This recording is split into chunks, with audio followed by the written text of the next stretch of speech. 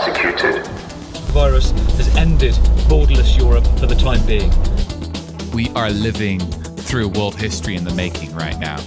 The biggest drop we've seen since that crash in 1987. And historians have long known that crises and shifting points, can change everything for societies. And right now I see two things happening at the same time. So in the first place, we know that crises can be used by authoritarian rulers to expand their power.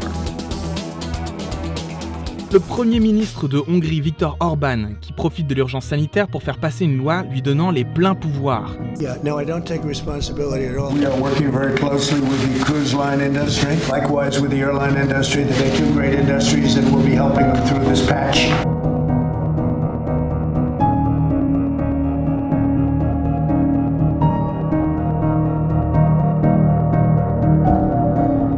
If you were looking at this from the outside, an alien arriving from outer space, and you're looking at this society, you would really wonder what was going on.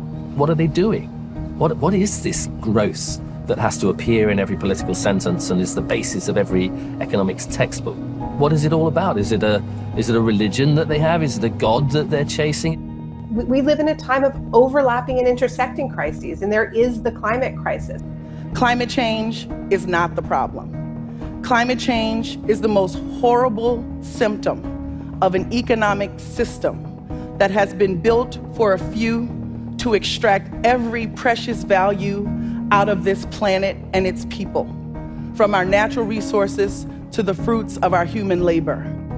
This system has created this crisis. A disaster like this, like every other disaster, doesn't play out equally. It exacerbates pre-existing inequalities. This is true of hurricanes, this is true of wildfires, and it is true of this pandemic as well.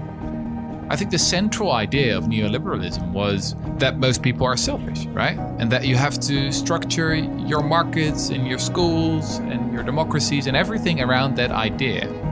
Because this whole thing is so unjust, and it's not a good feeling for anyone to also realize that somehow your life has been the reason for suffering of all many people in different parts of the world, and then you feel shitty, but it's also not your fault. So that it was also just a lucky chance where you were born.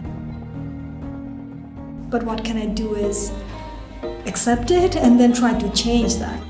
I think that this crisis could also move politics in a very different direction. Und wir sind eine Gemeinschaft, in der jedes Leben und jeder Mensch zählt.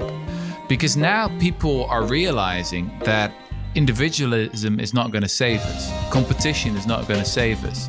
Businesses are not going to save us, right? We need a very different kind of values to get through this crisis. We need cooperation, we need solidarity.